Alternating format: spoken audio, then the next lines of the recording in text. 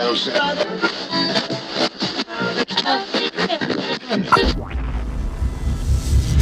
right, we might get on to talking about Sooshi Mango then, and talk about the show that's coming up in 2021. Joe, Carlo, and Andrew, it's great to welcome you to Noise11.com, and congratulations on the way these tickets have been selling. Fantastic stuff. Thank you very much. Thank you, Paul.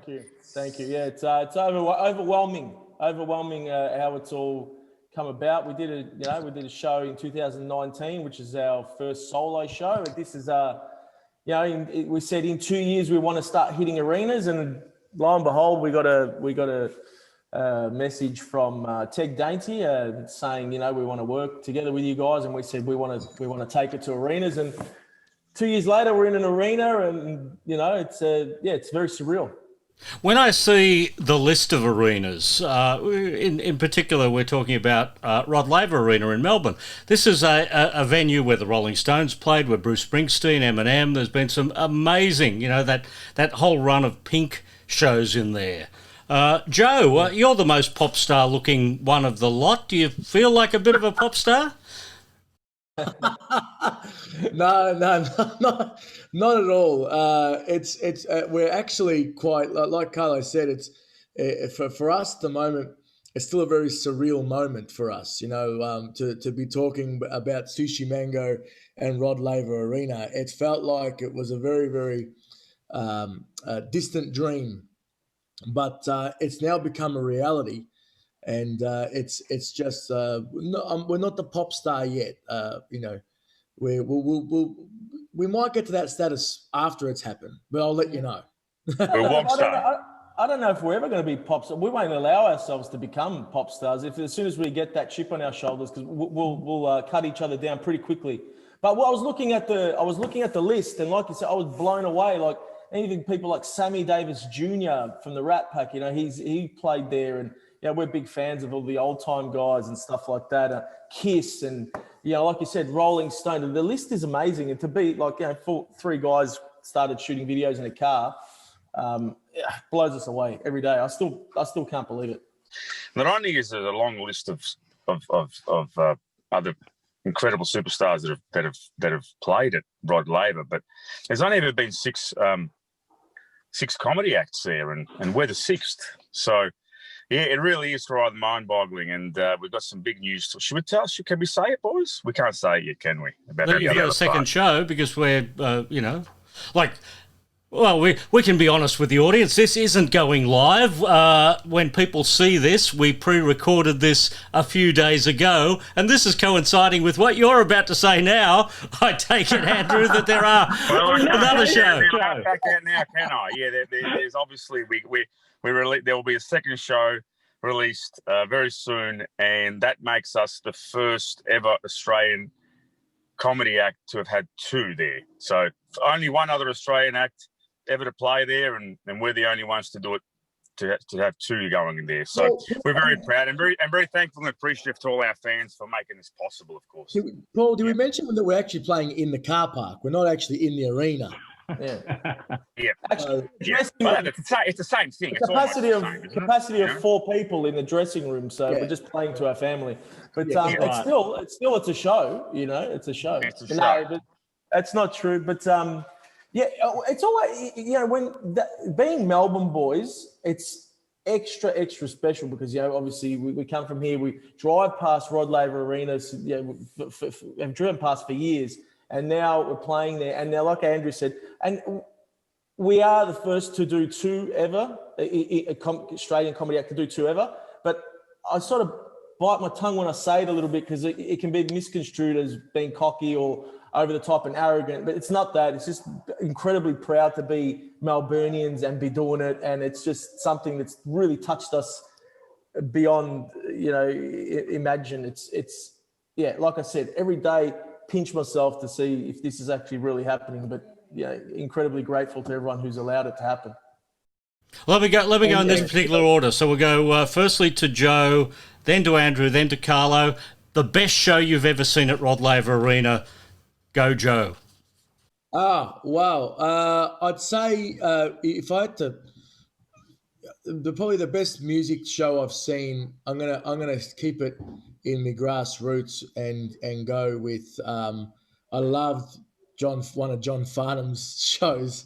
I'm showing me one of my other sides here, just because he's got a great voice, great Aussie. I've always loved him because great Aussie talent, but he's also very funny on stage as well. So that's one of my favourites. But then also seeing Jerry Seinfeld there live. That was a great show, one of my best and one of my favourites too. Yeah, saying that John Farnham was very funny means that there has actually been 7 comedy shows at Rod Laver Arena. Yeah. That's right. Over to you, Andrew. I forgot about Jerry. Yeah, Jerry was a good one, but and then we saw Steve Martin and what was it, Carl again? Steve Martin and Martin Short. I don't think and that Martin was Short. I thought that was a really good show. I don't think that was Rod Laver. That wasn't that Rod Laver though. Across the road there. Oh, okay, right. And I think years and years ago, I think I saw Boyz II Men there. Oh yes. Years and years ago. So that probably was one of the memorable ones when I was wearing my baggy jeans and my flannels buttoned up here and walking around with a walking stick, pretending to be the deep voice guy. But that's probably my favourite. Yeah, Jerry and Boyz II Men. Carlo? For me, clear winner was Prince. I've seen many shows at Rod Laver, and for me, just seeing him, I saw him at O2 Arena in London as well, and I came when he came to Rod Laver here, and he was just amazing. He was just churning out hit after hit after hit, and he was just such a ball of energy as well. And Prince for me, followed by Jerry Seinfeld. He was absolutely magic on stage, just consistent laughs. We've got a lot to live up to if that's what Kevin Hart. Kevin Hart was great as well. Kevin Hart too, yeah. So we've got the new show coming up for 2021. This is the Off the Boat show. Now, to prepare for this, do you go around to the relatives and sort of just sit in the back of the room with a notepad and pen and write down everything they say, and then just turn that into a show? How does it work? Well, I can tell you right straight now, Paul. We lived it. So it's basically our childhood, our lives. What we've seen, the characters that we've seen. It's just basically reenacting parts of our lives and parts of the characters that have been in our life. Yeah, a lot of it comes from obviously family and friends, but it's embellished versions of stuff that we all lived pretty much. Yeah, absolutely. Sure. And I get new material every time I go to my folks' place for dinner. So yeah. I think it's a subconscious thing. Carl, tell them the story about what happened with our auntie once. Well, I reenact 70% of my character's voice and mannerisms is one of my aunties, and we were saying amongst each other, what do you think of the characters and everything? She said, "Oh, they're lovely. And they said they kind of remind me of you, Tia." And she'd be like, "Me? Oh no, not to me. No, that's not to me. No, why? She has no idea that we're reenacting her with love, of course, and respect.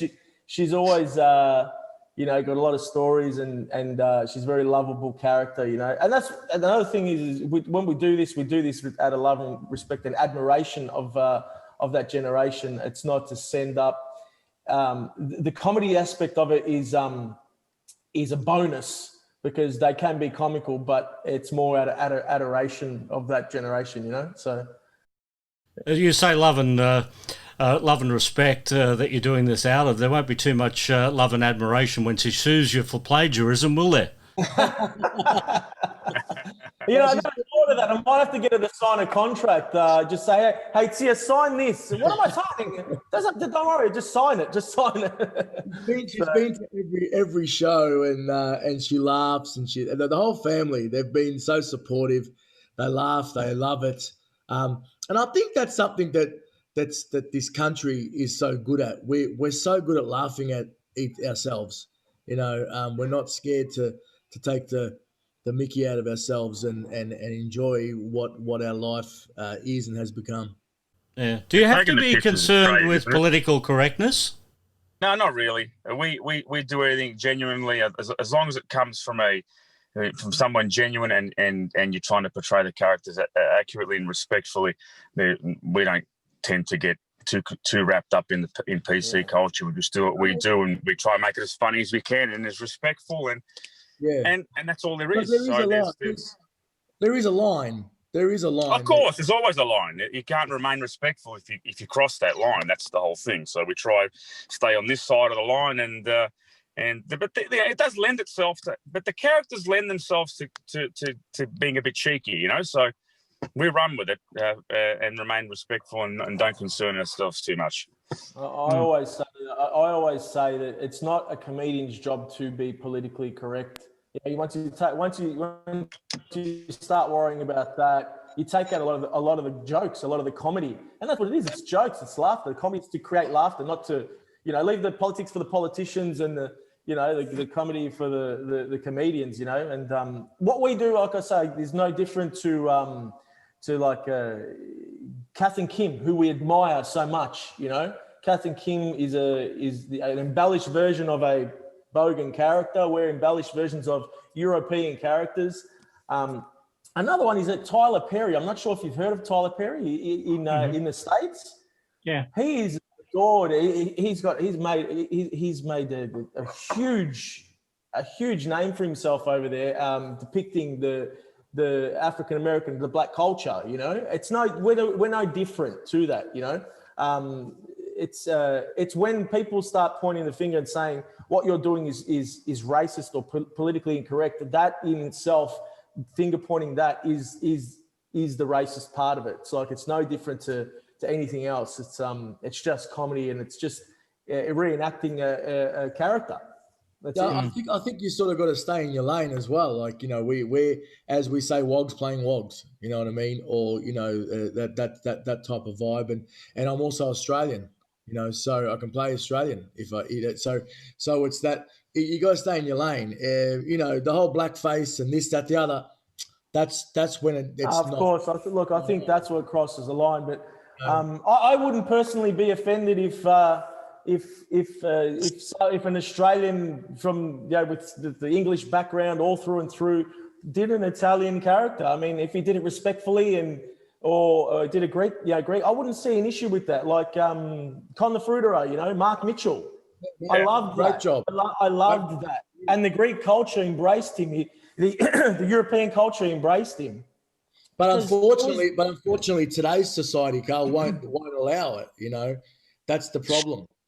I see no issue with it. I'm just saying personally, we see no issue with it. But the real shame, because that Con the Fruiterer character was such an iconic character, as Carl mentioned, and we all grew up with him. And I used to tune into the Comedy Central, I think it was. I bought the Comedy Company. Couple of days. Comedy Company, that's right. And it's just a shame that because he's not of an ethnic background that he can't, that he comes under some duress to play the character nowadays. It's a bit of a shame, really. But anyway. Well, that's why I can get away with playing a dickhead. Yeah. Welcome to our life. That's what we do every day. I'll end up with we've got a final question for you, Joe, because I understand you've got a bit of a side talent in that you have been a wedding singer in the past. Have you ever considered to jump in and basically be the support act for a Sooshi Mango show? Come out and do the wedding act before this one comes on? Be your own support act. Look, we try and do everything as a group. So if I was going to do the support act wedding sing, the three would have to do exactly the same. It's not. I'm not going in no sinking ship. No, yeah, definitely was in the singing game or wedding singing game, corporate game for a long time, but always still had that comedy aspect running through the veins too. Again, I think it's the whole Michael Bublé. That's why I love him so much, and John Farnham, because he not only was they great singers, they're amazing showmen.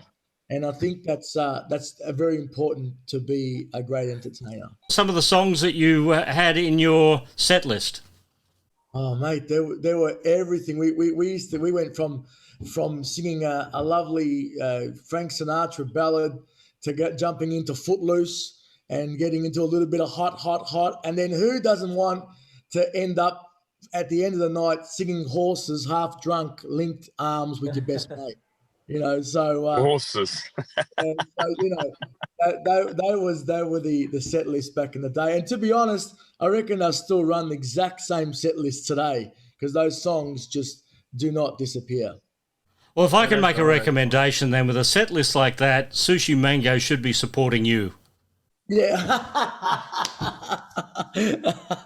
I'll tell you what. Maybe one day. It's fantastic to see Australians selling out Rod Laver Arena and arenas of that size around Australia in 2021. So looking forward to the shows off the boat with Sooshi Mango. Sydney's going great too. Everywhere's going great. We just want to thank everyone for the support. We couldn't do it without all the people that are coming to these shows. We couldn't sell out these shows if it wasn't for the people coming to these shows. So thank you very much. And thank you very much, Paul, for having us.